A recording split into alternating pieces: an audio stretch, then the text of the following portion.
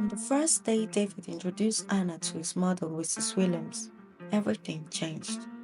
The moment Mrs. Williams discovered Anna was from another tribe, she pulled her son aside and said angrily, "You can't marry her, David. They are known for witchcraft. Who knows what kind of dark powers she has? I have warned you, this woman will bring trouble." Anna met David when he had nothing. No money, no house, just big dreams. But she loved him anyways. She believed in him and together they had built a life for themselves. Now that he had a good job, how could he abandon her? He refused to listen to his mother's words. He knew his love for Anna was real, and that was all that mattered. So, against his mother's wishes, he married her and they started a new life together. After 1 year of marriage, Anna didn't get pregnant. Then 2 years passed and the whispers started. One day, Mrs. Williams came visiting. She was shouting at the top of her voice, "I told you she's cursed. A woman that cannot give you children? I warned you she's dangerous. Your father's legacy will not die because of this witch." Anna could feel the odds, but she stayed quiet. Luck came. In the third year, Anna became pregnant. They were both so happy.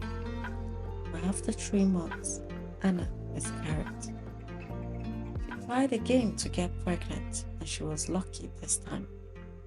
But unfortunately, she miscarried again.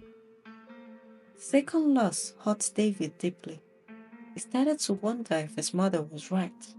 This is not normal, he thought to himself. Mrs. Williams, noticing that son's doubts, filled him with more hatred for his wife.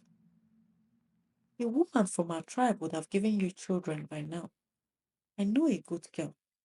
Marry her and you will have children." David didn't want to, but the doubt his mother planted in him started to grow. He became cold towards Anna, stayed out late and didn't want to talk to her as much. Anna felt the change. She could sense that David was pulling away, but she didn't know how to fix it. Her heart was breaking, and she couldn't understand why everything seemed to be falling apart. One afternoon, a friend Rachel came to visit. Rachel had been a close friend since childhood, and she could see that something was wrong. She noticed the sadness in Anna's eyes and the way she barely spoke. "Anna," Rachel said gently, "what's going on? You've been distant lately."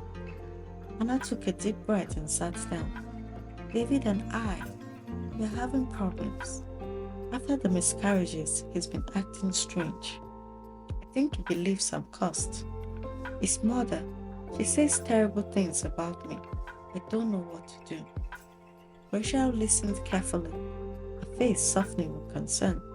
"I know this has been hard on both of you, but Hannah, have you thought about seeing a doctor?" Hannah looked at Rachel, confused. "Doctor? Why?" "To find out what's wrong," Rachel said. "It's not just about luck or blessing. There could be something physically wrong. Maybe you need to check your health. It's a simple thing to do. It might help."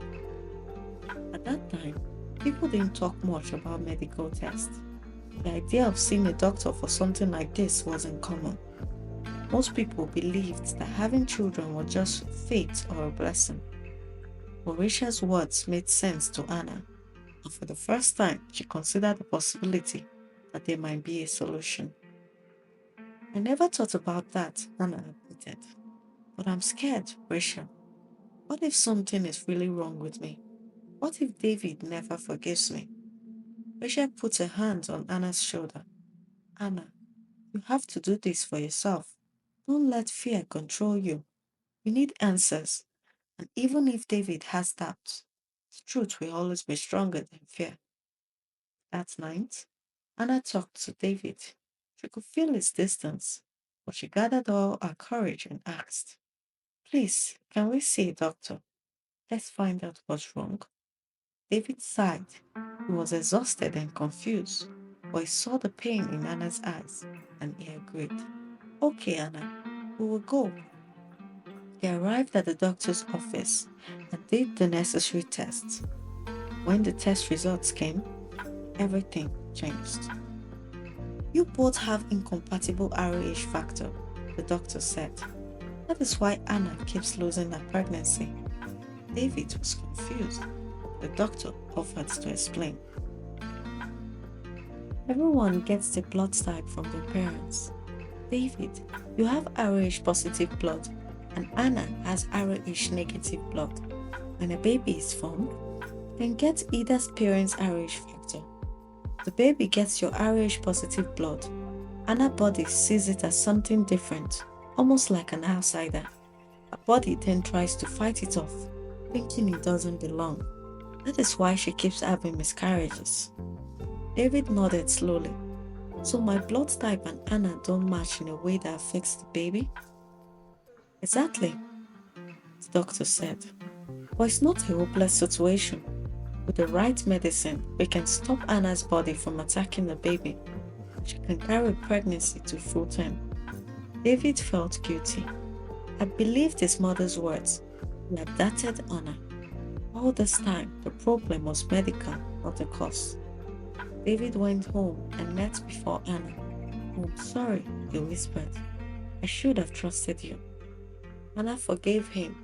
She understood that doubt had hurt him too. The right treatment, Anna became pregnant again. 9 months later, she gave birth to a healthy baby boy. David held their son in his arms, tears in his eyes. He looked at him and smiled. Sometimes the answer is not in the fear or superstition. Sometimes it's about understanding, he said. The doctor's treatment saved them. The medical truth brought them together. Their pain was replaced with the joy of a healthy child. Indeed, knowledge can heal, understanding can save lives, and love, against all odds, will always win.